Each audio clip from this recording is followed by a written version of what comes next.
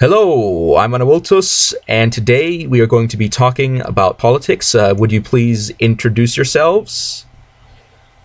Hey, I'm OmegaEmerson, and I'm just here for fun. And, Okay. Oh, as for me, I am the one and only Hunter Mourad, also known as Modfesi, the ultimate roasting champion. all right.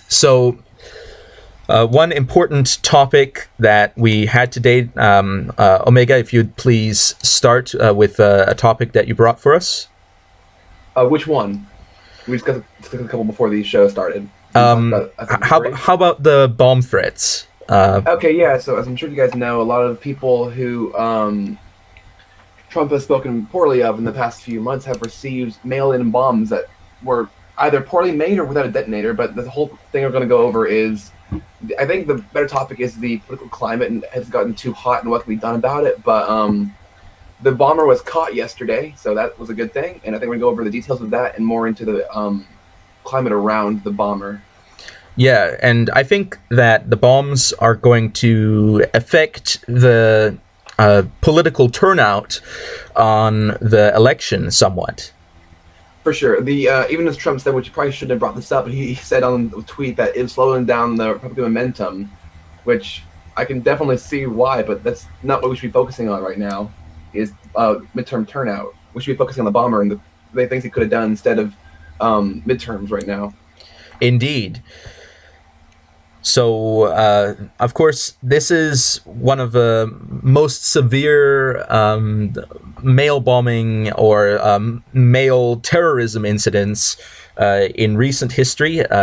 The other one being the big anthrax scare. But in this one, as it has been confirmed to me on the news, it turns out that the bombs that were sent were actually real bombs. So that's very interesting. No, they were real, but some of them didn't have a detonator, and I think some were defective. None of them went off, though, which is a good thing. Yeah. Most were caught before they got to their destination. I think the only one that actually arrived was the CNN one, if I'm mistaken. But that one was caught before it was made its way into the building or whatever. But I think all of them, I don't think any of them went off. They were all caught either from postage or they were didn't have a detonator on them. Yeah, and of course, both sides on the political aisle have come together to denounce these actions and other violent political actions as well.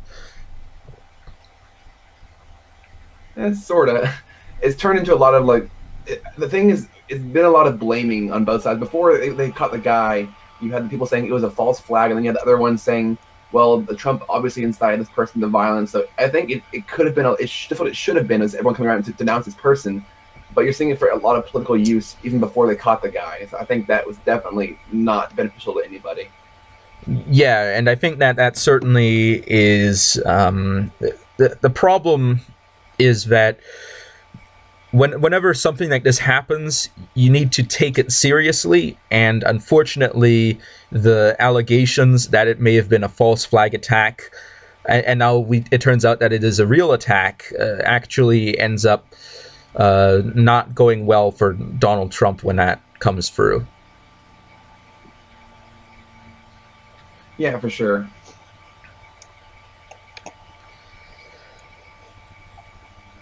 So, on the midterm elections, I actually live in Florida, which I've been looking at the national news, is the big talk of the big pundits nowadays, where they're saying that Florida is probably the most significant election of the midterms currently, because of it being a swing state and the potential for either a Republican or a Democratic senator coming in can definitely have a large impact on the political climate. Definitely. I think because I'm registered in Texas, but I'm in College, Oklahoma, but I'm still trying to do a mail-in vote because I can't be down there. So that I sent in my application, but for a while it was really heated. Texas was the huge push from Beto O'Rourke, and then Cruz pulled way ahead, so that kind of is negligible now. There's not really any chance to win, but it was a big talk for a while if Texas could have gone blue for the senator. And that was a really interesting a few weeks until Cruz really pulled ahead. Yeah, and it's also interesting to look at how Donald Trump entirely switched his tune regarding Ted Cruz from beautiful Ted, Texas Ted. Yeah, as opposed to Lion Ted. Yeah. Ted's not a citizen because he was born in Canada, or he's a Zodiac killer. Oh yeah, the Zodiac killer, or Ted's father was involved in the Kennedy assassination, or and all that. Yeah, there's a big 180 there, but I mean, and I think the whole thing with Lion Ted it's a strategy for, of course, for the primaries, but then that's the whole thing is like it doesn't look good when he's like, nope, now he's beautiful Ted. It's like Ted's not particularly beautiful, but like, okay.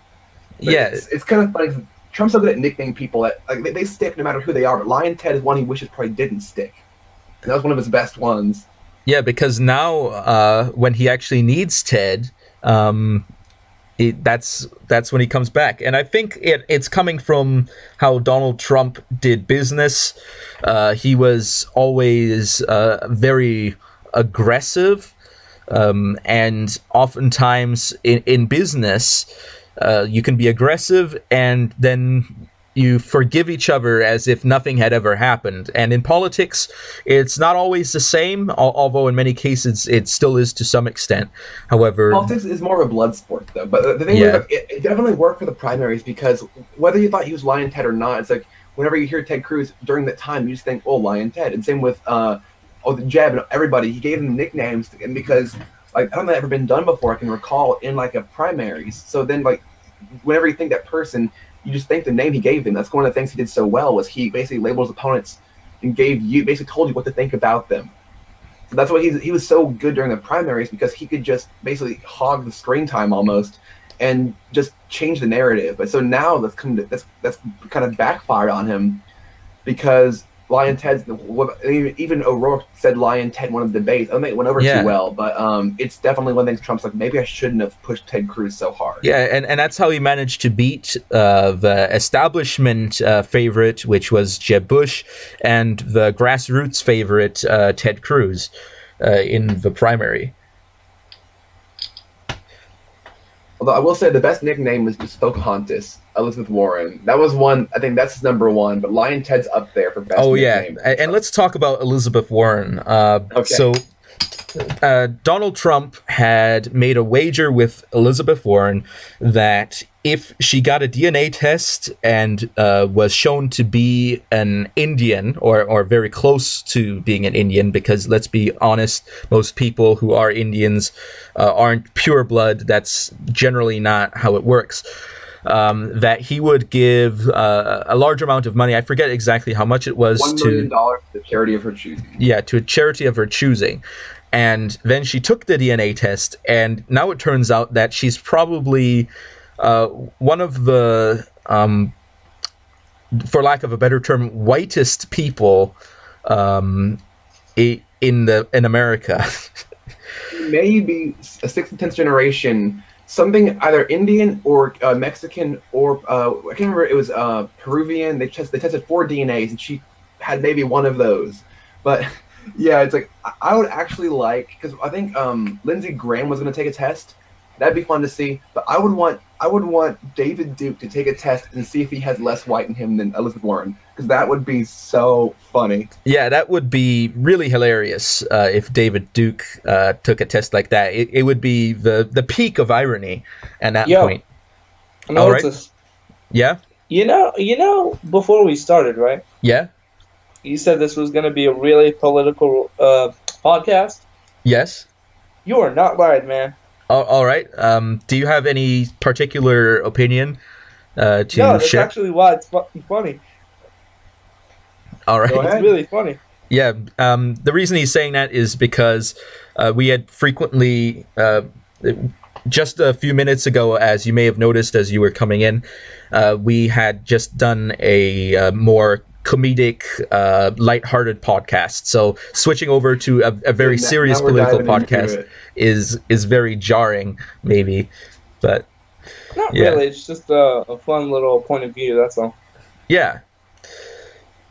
So overall, this of course I don't think anybody from the educational institutions that Elizabeth Warren went to are going to ask for the scholarship back, because obviously that wouldn't be fair. But still, that being said, it really delegitimizes her financial aid that she had received in the past for her presumed heritage.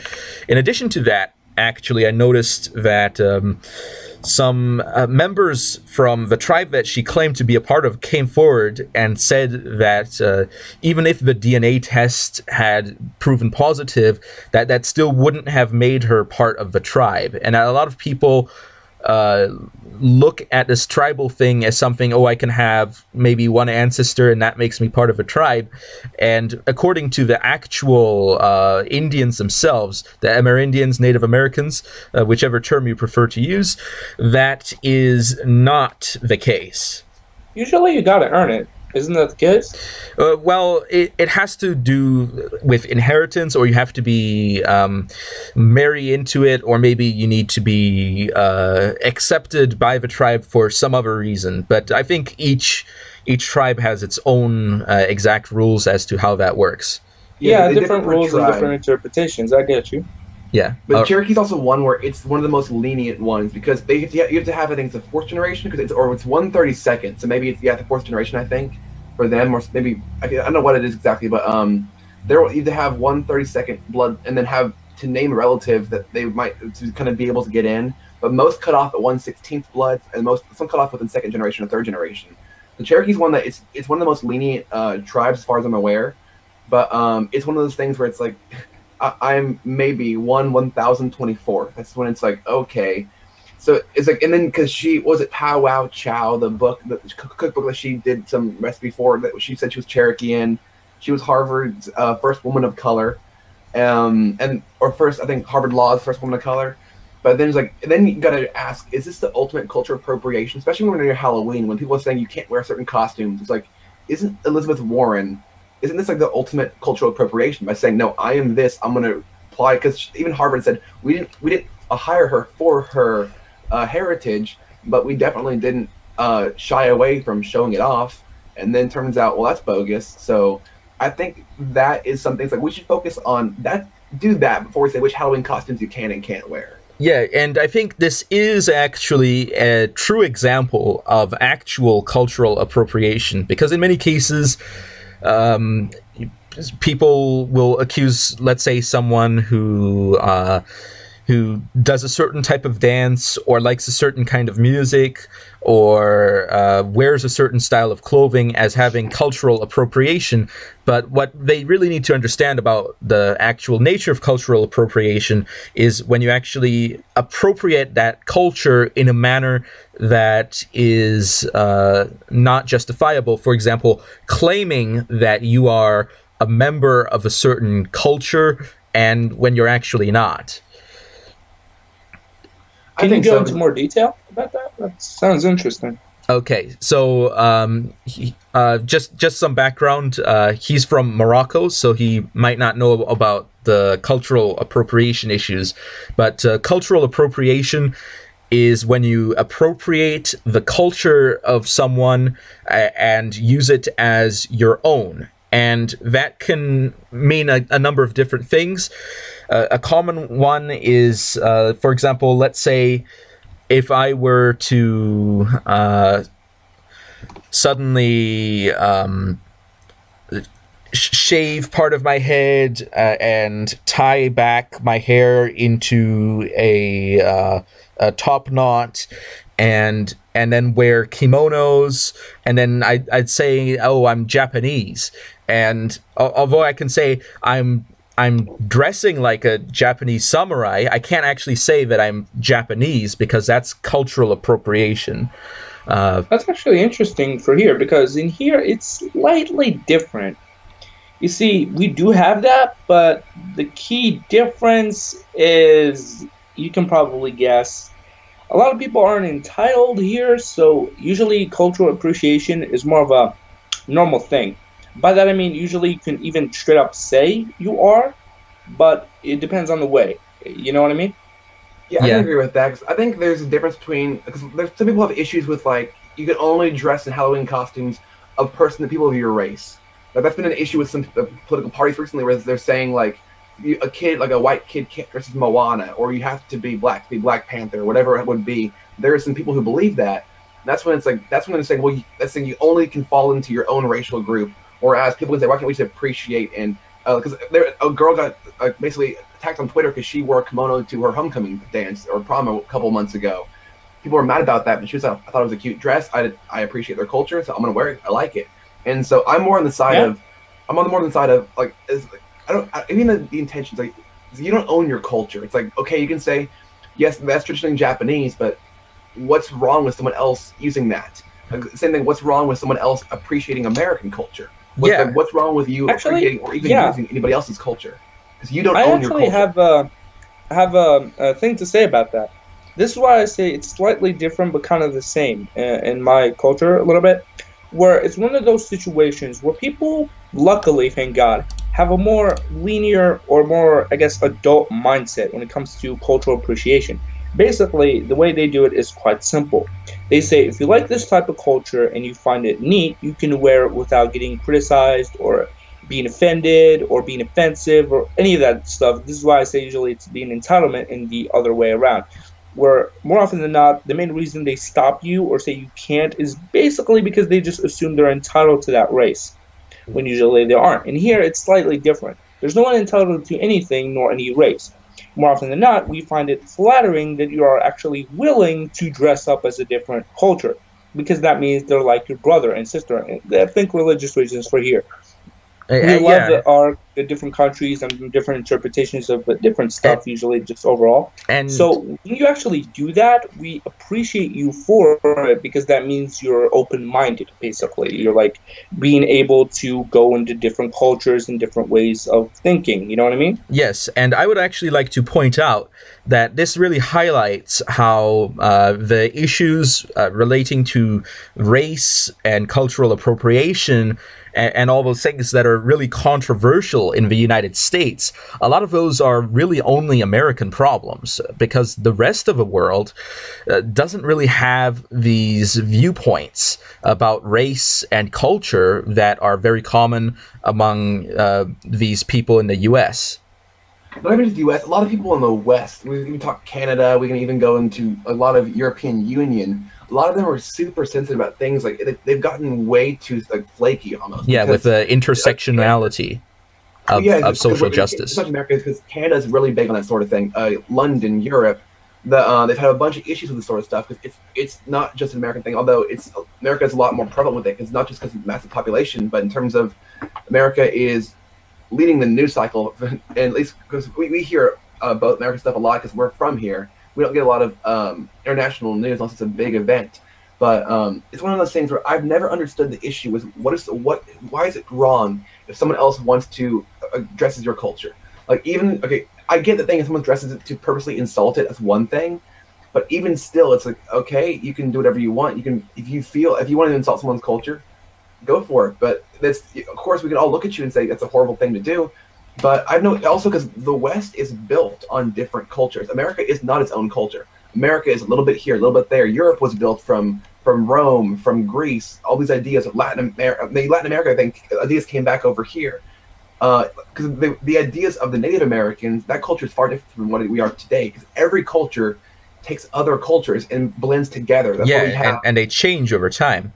And all cultures change over time too. Yeah, that's one thing. Is like I don't understand. Like, okay, so you're saying that this culture is only for these one people, but which part of what time of their culture? The current culture. Can I say something? Yeah, go ahead. All right. So basically, I'll shed a little bit of light, I guess, for here versus there when it comes to cultural appreciation and the thing you're actually asking of why you don't get it, why people are like feeling that they're getting too offended or they feel like they're too. You know what I mean. So basically, and here it's slightly different. We have a couple, like, what we like to call social rules. It's basically just being normal human, basically just cultural things and normal manners. In here, we have something for cultural appreciation called the brotherly, I guess I'll call it that, the brotherly bond, basically. It's a way that allows you to appreciate other people's culture without being offensive nor being or nor offend anyone. Basically, for us, it comes through your passion for it. If you want to dress in a kimono and dress as a Japanese samurai, you can do that. Basically, the way we do it in here, unlike the US, where sometimes people judge you or get offended or are entitled to stuff and say their culture, you can't do it, stuff like that. And here it's slightly different. We usually, just like with the Gios ability I told you about earlier on Otis, it comes from the personality of the person. We really, unlike in the US, we don't have rules that say you can't do it. In fact, the rule is you can do anything, just be nice in the way you do it. To put it in a brief way, it comes through half racist, I guess. It's one of those situations where you can act racistly or look racist to that person, but as long as you're not doing it in an offensive way and you don't mean it, you're just kind of playing around, kind of like role-playing, then it's fair game. Anything else, then you simply just gotta ask. You know what I mean? Like, more often than not, unlike in the US where people get offended and they start hate comments or wars or whatever the hell they do against you, in here, if someone is offended by your look, they just ask, why are you being offensive? And then you just answer it. You know what I mean? This is why I call it the brotherly bond. Because it's like everybody's each other's brothers and sisters. We all worship each other. We all love each other's cultures. No one kind of gets offended with the culture. In fact, they just kind of ask you why you dress in that specific way so they can do it themselves, or to give you hints on how to dress in a kimono better and don't look as cringy or as offensive. You know what I mean? Yeah, and I think that's a very great way to do that. It encourages civil discussion without going to outrage or violence. And I would say, on a similar note, I'm from Germany, and there's a store in the next county over from where I live, where they sell lederhosen and dirndls, and I don't go around being offended at people wearing the stereotypical attire of my homeland. That doesn't upset me, and if someone does do it in a disrespectful manner, I wouldn't be outraged. I would just try to edify them, to try to correct them on how to do things better. And I think that's really the way we should approach things, that instead of trying to punish each other for minor missteps, we should instead look to build each other up so that we can all become better persons. Yeah, actually, that ties into why most people have that rule of you can do anything, just be nice with it. Basically, because more often than not, unlike in the US, where some people just assume you're doing it wrong, or assume you're being offensive and just go immediately to hate commenting on you. In here, it's slightly different because we got I guess a different version of free speech where everyone they can say whatever they want. Think a meeting between producers. They can just hate on the art, criticize anything, do whatever you want without getting fired. Basically that kind of concept where we talk to each other, we criticize each other, we hate each other. Not hate as in we hate comment each other, but in a peaceful way where it's just criticism and constructive criticism just to improve. By asking, we usually just do it in one of two ways. Either we ask you what you're doing, let's say the furry thing we talked about earlier, where no one knows what it is, so when you are the first one to do it, people ask you so they can join you, or they ask you to improve you, like the Germany thing, where you guide them, you see them doing it, and then you give them pointers on how to do it better, because more often than not, usually 95% of the time, they do it because they're passionate about it and they find it a unique thing. So they want to try it, you know what I mean? They want to try the German outfit. They want to try the lederhosen, but they don't know the best way to wear it without looking offensive. So they need that guy to ask to how to make it look better, you know what I mean? Yeah, I understand what you're saying, yes. Great. So at least I put my 2 cents in there. There's also one thing is, you can have, just because someone takes offense doesn't mean what you do is inherently offensive. Someone can take offense something you said, and that could just be their own opinion on it. It could actually be not offensive. I know, I'm gonna get even more diverse here. But people's I have the arguments, and people, because of the Trump administration, they're legally defining sex as genetic for the Department of Education, and so I have people saying, well, this is transphobic. It's no, I think sex and gender are different. We've been through this, but it's saying, but then the whole thing now is just by saying that people get offended, but it's okay, but that's not inherently offensive. Sex is biological. With gender, you can define yourself however you want to. I don't care. But we have to establish that you do have certain genetics, which you need to know for medical reasons, for job reasons. Those are crucial in knowing how you'll be treated in terms of like medical reasons, or in terms of your insurance. Those things matter. So the thing is, like, sex matters, and people take offense to that. That doesn't mean it's inherently an offensive statement, even because it's true. Yeah, I understand that. Something? All right. In here, it's pretty much the same situation where how do I add this without speaking in Arabic? Let's see. All right. So in here, we don't actually have that in a way. Like, by that I mean transgender people or people with different genders or identify as different genders. More often than not, we just have people that identify as their own gender. But more often than not, we do have those types of places with people who identify in different genders, want to change their gender, stuff like that. And the thing about it is that it's one of those situations where we train you in two different ways. Basically, because more often than not, 50% of the time, give or take, people that change their gender, at least in here, or as far as I can tell, from my experience, change their gender only because they either feel uncomfortable on their own, or they just don't like it as much as the other one around. Think they want to switch their perspective. In here, we give you two types of training. Basically, for religious reasons, of course, you kind of we want you to love yourself in a way, like love the gender you're born as, so you don't like hate God for being born that way. You know what I mean? The same with disabilities and stuff for me. So basically, we teach you the kind of good thing that comes from being that, or for me, the goodness of being disabled and being able to fight against it, being able to put more effort than most people do and kind of feel better for it, stuff like that. We teach you to love yourself the way you are, and then when you want to switch it anyway, we don't, unlike other people, we don't hate you for it. Hell, we'll even pay for the goddamn surgery.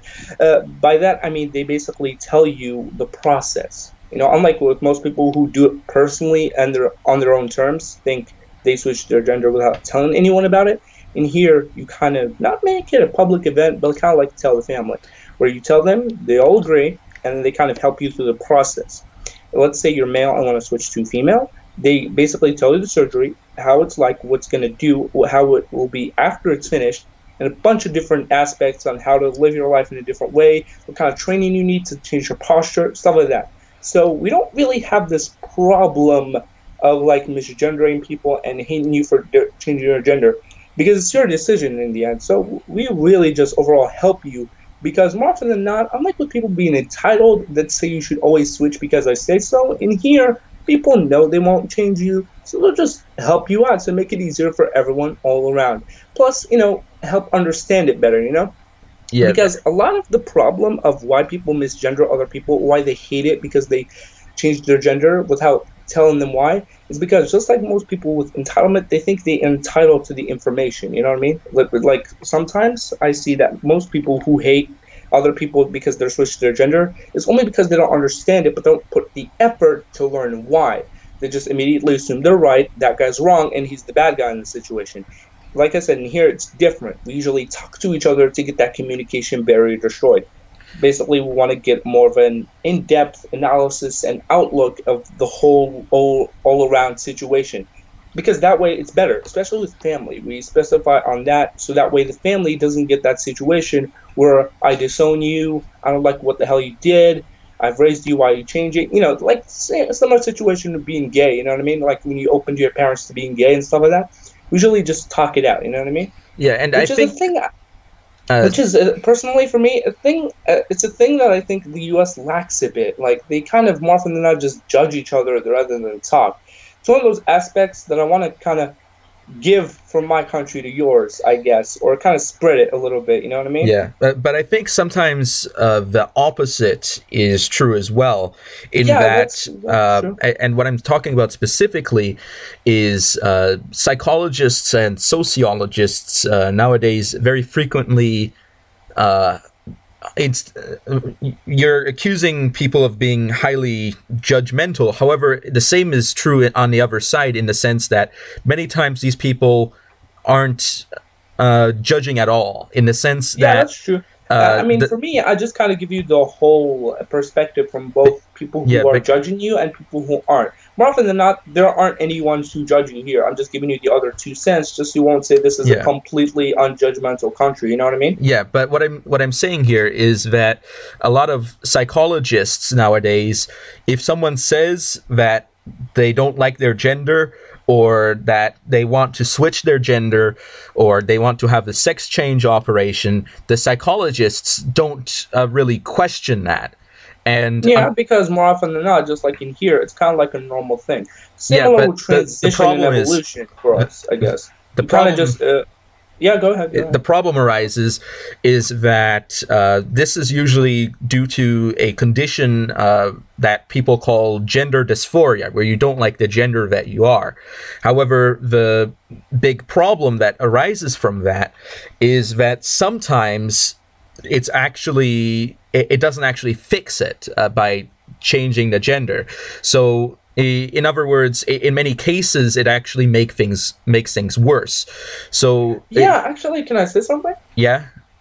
This is actually what I was referring to earlier with the whole thing that when you say you want to switch it or you feel uncomfortable, we kind of like get the whole town to help you out. Basically, by that is we get you the psychiatrist to talk it out, spread your feelings, talk about why you want to switch, what makes you uncomfortable about your own, and what kind of process you're looking for. Kind of like car dealerships. We kind of just tell you all the different aspects and deals, as well as you kind of talk to the family to get like that perspective. Like if you want to switch to female, you talk to your female cousins and family, tell them how your life has been growing up, so you kind of get that perspective of what will happen afterwards. So you don't accidentally switch, and it's even worse than before. Like gotta learn a whole new different way of living. You know what I mean? Yeah, and that's not exactly what I'm talking about, because a lot of reasons people have this gender dysphoria is maybe they've got a lack of confidence in their masculinity.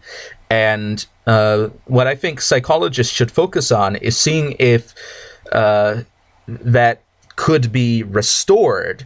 In essence, that you can get their confidence back in who they are first, because surgery, if they go for surgery, of course, every surgery is a risk. In addition to that, it may not actually fix the problem, because they may realize that this is not actually what they want, and in the end, a full transition from male to female isn't actually possible. Medically speaking, because the brain chemistry and many primary and secondary sexual characteristics are actually not really changeable, because a lot of those things are determined purely by genetics. So that is true. Which is actually kind of brings me to the first thing I talked about, where they're like, get you to love yourself, because that is an actual case sometimes with people here when they want to like switch or kind of like dress in drag. Sometimes the reason the psychologists like say it's fine, but also in here they specifically put you to I guess it's kind of like a program where they kind of tell you, like, just like a real psychologist, talk to you why. Sometimes around 50%, it really is just like you said, they feel like their masculinity is depleting. So usually in the program, it's designed to either restore it or find out what's wrong with it to begin with. Because sometimes people are not really feeling less masculine, they're just like overall feminine, like gay people a little bit. They kind of want to be female, like they don't necessarily hate their hormones, they just want to be more female. So for those, you put them in the program that says switch it to be more feminine. But for those that have lack of confidence and in their masculinity, usually put them to the kind of like a rehab program. We kind of tell them why, what's exactly the problem. Is it because childhood issues? Is it because of bullying? Stuff like that, to kind of reinstate it. You know what I mean? Yeah, because more often than not, surgery is the final decision. So this is why you need to talk to the whole town kind of situation. Yeah, and talk to the psychiatrist, talk to the family, get a perspective first before you go all out. And I think that really analyzing to see if there are other underlying issues besides just the gender itself can would of course doing that would of course eventually reduce the amount of sex change operations, because a lot of people would realize that that's probably not what they want, and it would also. This is actually why that program was created in the first place. Yeah, because more often than not, this is that type of. This is why I said this is the personal situation, where more often than not, people switch their gender on their own without actually realizing the full thing first. Yeah, think going into drugs when you're a teenager. You Yeah. don't tell anyone about it, so when you're already in it, kind of hard to go out, especially when no one noticed it was going on in the first place. Kind of like suicidal thoughts a little bit. And in addition, I would say that this would also reduce the suicide rate among people who do go through with the operation, because right now it's really high. And one of the reasons for this is because a lot of people go through it and then they realize that this is not actually fixing their situation. And then they think about it as if they just ruin their lives by going through this operation where they cut off their reproductive organs. And for a lot of people, that realization is horrifying. And can I say something? Also, can I get a comment real quick? Yeah, go ahead. I think we can all agree that until someone's 18, the parent should not do this to a child, and the child should not decide for themselves. They are not in a position to decide what their future should be until they're an adult. Of course, I would certainly say that someone who's still developing probably is not the best decision maker when it comes to this. In addition to that, when a parent does this for their child, it could, in fact, instead of being a solution to a form of gender dysphoria, it might actually be the cause of it. Yeah, that's true. Actually, can I say something real quick? Yeah? Yeah, you see, there's this thing called new generation, a little bit. It's kind of a situation that happens nowadays in here a little bit with schooling systems and these kinds of decisions. Think the whole smoking thing back in the 80s, where more often than not, people thought it was cool, they did it when they were young, they screwed themselves over, and the parents kind of didn't care.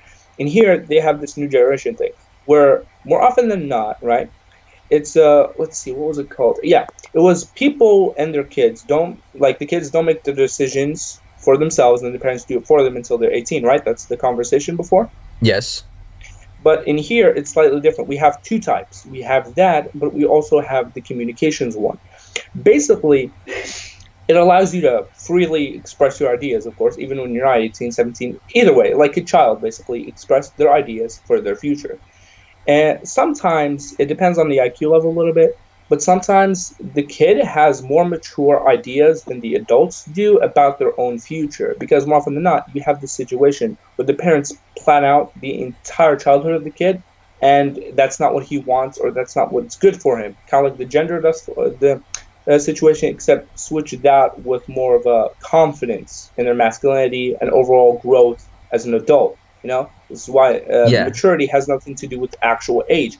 It has to do with like being real with yourself and being confident in yourself and just being overall mature in like the good way. You know what I mean? Yeah, I would just like to say that we are currently being joined by the owner of the server, Slumpy. Yeah, what up? Do you have? Hello. We are currently having a political discussion.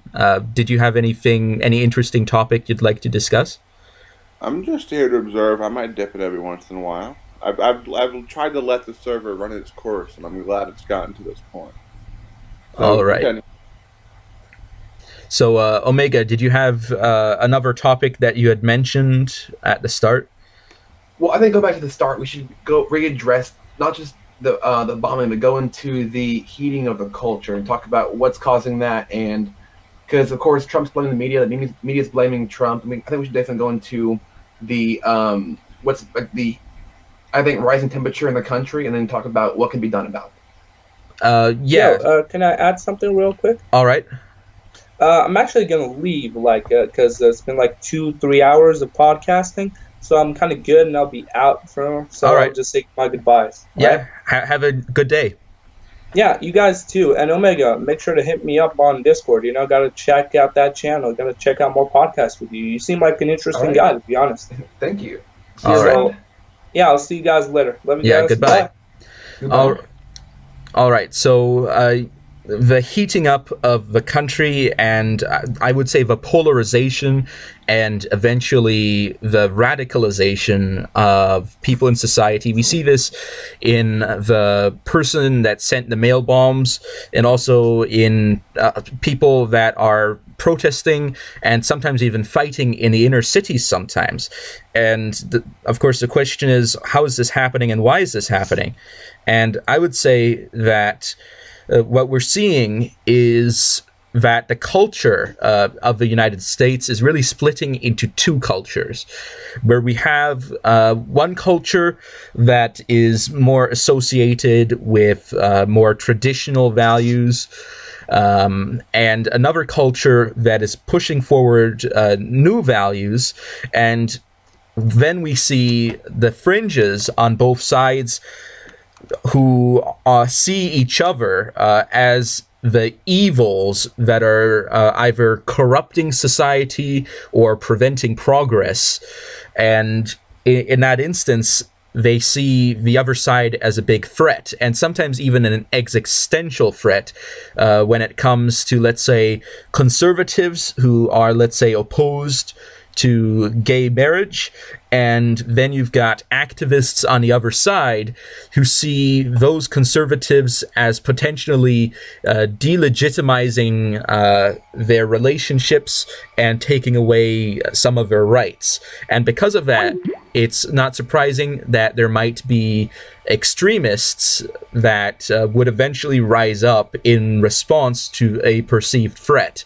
And however, what we're seeing is, as the two sides move farther and farther apart, the extremists are actually growing in power, especially as the main speakers who aren't extremists in the political climate rile up their bases against each other and really vilify each other instead of having a civil discussion. And I think that's what's really hurting society nowadays.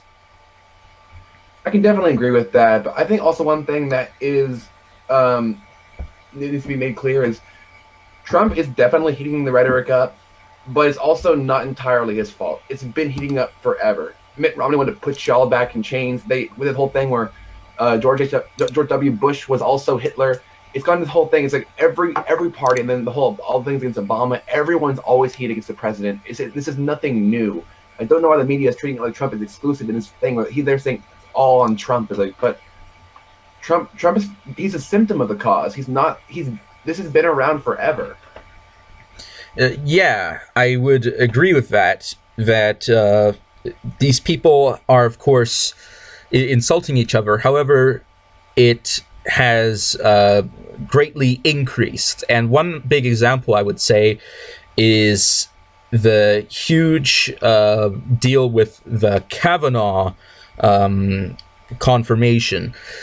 I think that is one of the high water points where we see that society really is getting polarized more than it has previously. Because when we look at what Lindsey Graham said to, I think it was Dianne Feinstein there, and he then spoke to to Kavanaugh, who was being appointed.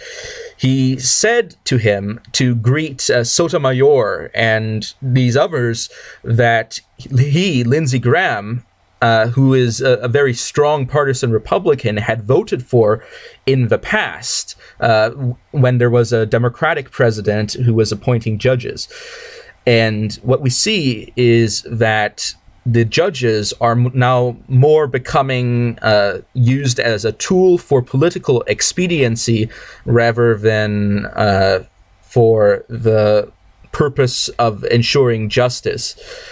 And we see that especially in the big fight that there has been over judges in the late Obama administration and now in the Trump administration, when there was a big ban on appointing a new judge towards the end of Obama's second term, which I think is a huge example that both parties, now see the judges not as enforcers of existing laws and justice and ensuring that laws are constitutional, but rather as tools for a political end, just like legislators. That's totally true. Because I think, well, this also is nothing new, because we go back to Roe v. Wade, which said its enumeration of the penumbra of the 13th Amendment is saying you have the right to a federally funded abortion. That's when it was like, no, that's a state issue. Same with the gay marriage case. Like, that is also a state issue. Also, why is marriage a legal thing? But we're going to the... I know exactly why it's a legal thing, and I'll explain it to you. The reason... Hang on, one second. The courts have been made into this legislative branch for a long time because people see it as Congress is and always has been very slow. And so, especially in we live in a time of immediate gratification, and so people point, like, go back to Ruth Bader Ginsburg. She is an activist judge. People saying Kavanaugh's going to be, it's like, but people say Kavanaugh should be on the thing because of his emotions. It's like, well, then what about Ruth Bader Ginsburg? Is she also banned? Well, no. It's like, well, you got to be consistent. But the Supreme Court has been for a while a legislative branch, and that's something that has to be done away with. But also because a lot of the courts Congress has ceded a lot of power to the courts, and Congress needs to take that back, and rather than just being a stalwart, like nothing. It's always partisan. It's not moving, and they hardly get anything passed. Yeah. So on the marriage issue, just as a little aside here, the reason, or one of the reasons why marriage is a legal issue actually comes from the old days of slavery, where certain individuals decided that they didn't want people to marry individuals of other races, which I would say is a very racist thing to do. But because of this, they required that people need a marriage license in order to marry. And this eventually led to the marriage license system as a whole, even after slavery was abolished in the rest of the states. And because of this, now we're having this issue of whether or not X or Y person can marry X or Y individual. And I agree with you that this is indeed a state's issue. And in my opinion, it is not just a state's issue. It is a social rather than a political issue that should really be dealt with by society. However, the reason why it's not going to go away is because it's actually now linked with the tax system. As someone that prepares taxes, I'm very familiar with the fact that actual marital status has a great import on the U.S. individual income tax return. And therefore, it is deeply entrenched in the tax code. And so it's not going to go away anytime soon. And it is because of this that now we have to address this social issue that really shouldn't really be, in my opinion, be addressed in politics in the first place, is now being addressed in politics. Because it now comes to a situation where people say, well, should this person be able to marry? Should this other person be able to marry? And I would say, I of course have my own opinions about this. However, I don't think that it's the government that should be deciding this. For sure. I knew it was big in the tax code, but I think it should be pretty easy across the board. As long as they are aged or over 18, any people can marry. I don't see the issue with that. Because that's why I think the government, if they're going to involve taxes, should not be involved in who can and can't marry, as long as they are of age. That's when it's like, okay, if you want to marry a guy or a girl, you shouldn't care if their government's going to give perks. I think it's open for, if they're going to get perks on it, they also should have the right to decide who gets and doesn't get them. But that's also the thing of, since this is an issue of terms of tax code, I don't think they should have a huge say in who can and can't marry.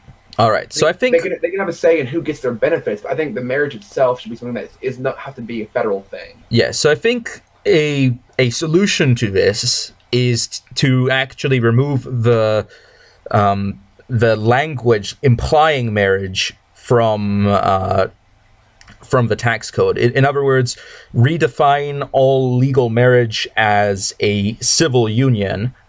Therefore, that fixes the situation by essentially abolishing marriage from the tax code, although people, of course, are still going to get married, but it's just not going to be on the tax code. It's instead going to be you're registering for a civil union, which also means that you might be married or might not be married, as it might just so happen.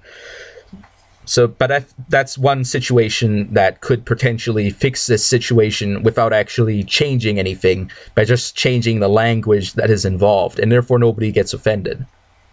I think that's a great idea. I think that's a great let Slumpy talk. Yeah, go ahead.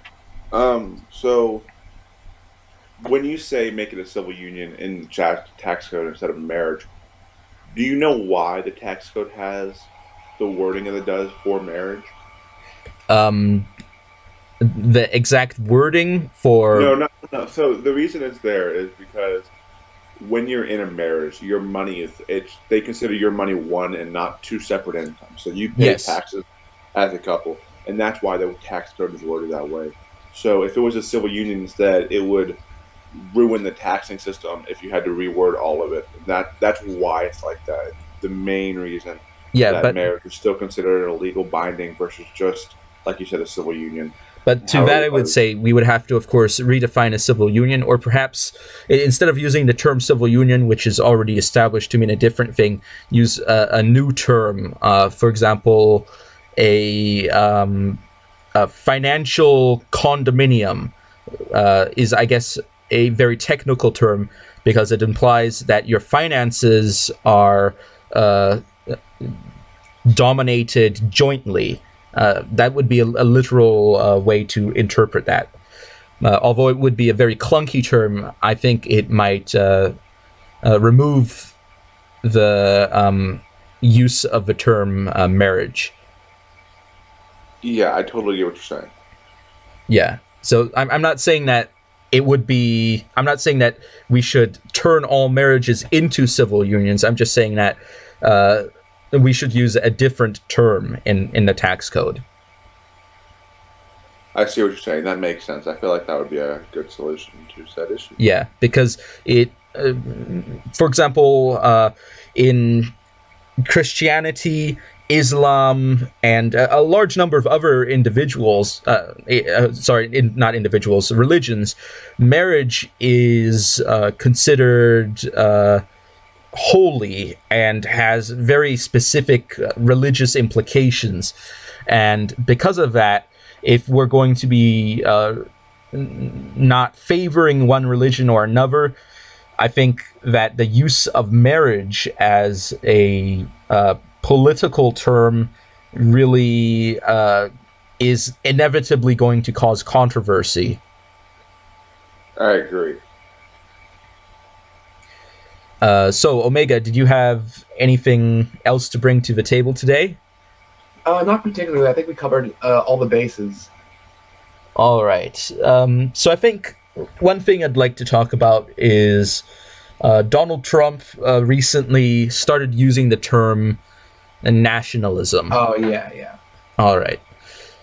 And there's actually... I've been looking this up for a bit, and I'm very familiar with a number of different meanings for the term of nationalism. And unfortunately for Donald Trump, the reason he's getting a lot of criticism is because one common use of the term has a semantic domain that associates it very specifically with the idea of ethno-nationalism or religious nationalism or other identity-based nationalisms that really focus on asserting the priority or superiority of one group over another. However, when Donald Trump is using the term, and I would say that his own perception of it, from what I hear from him, is that it is more associated with the concept of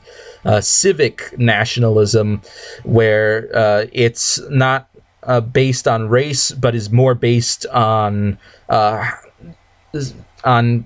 citizens being the priority and on trying to build a strong country without necessarily harming other countries. That's what I'm getting from what he's saying. That's what I gathered too. I think he means it as his whole thing's been America first. He means it as like a patriotic way, with a way where it's just we focus, our country is our thing. He's not saying we're excluding globalism. He's saying we're focusing on ourselves before others. And then you get people like saying he's dog whistling the white nationalists. It's like, I hate the term dog whistling, but I mean, getting aside from that, I think he definitely didn't explain it too well. But I do think I agree with you on what his intentions were.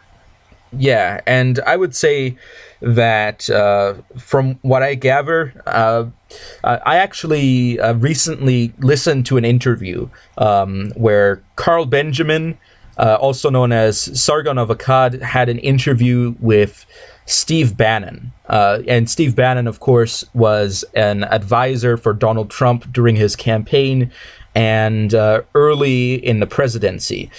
And Steve Bannon famously at, I forget whether it was the Republican National Convention or some other convention that happened after Donald Trump became president, used the terms nationalism and populism. And of course, he was then accused of dog whistling the alt-right for using those terms. But from the interview, I actually listened to what he said, and I figured out that he has a similar idea to the idea of civic nationalism in what he's saying, and that's probably where Trump got it from, because I can't really think of any other advisor who would have been around Donald Trump that specifically uses that language. But tell me, what do you think about Steve Bannon? I don't know a lot about Steve Bannon, to be honest. From what I know, it's not too positive, but I don't know enough about him to comment on the matter. Yeah, so I disagree with his ideas of populism.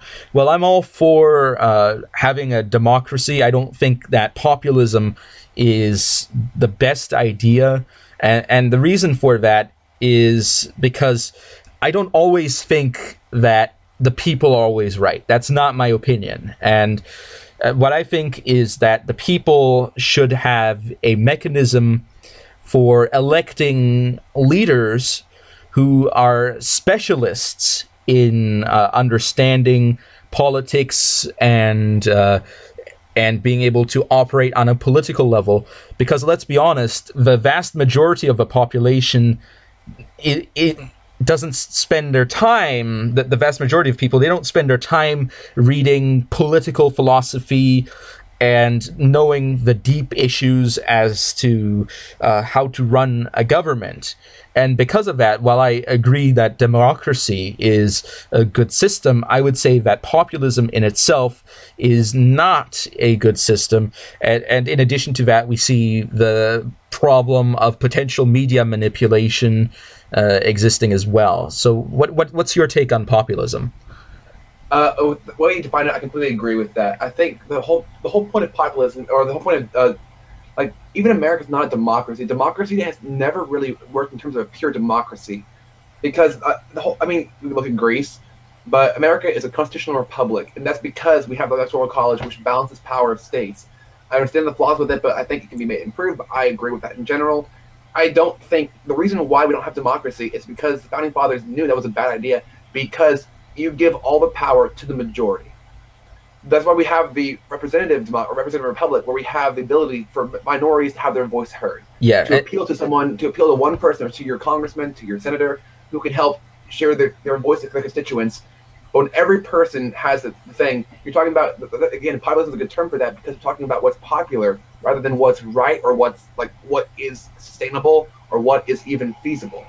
Yeah, and let me just clarify, when I used the term democracy, I wasn't specifically referring to the idea of direct democracy, which is more popular among populists. I'm referring to the idea that the people have a vote, and that's a generalized meaning of the word democracy.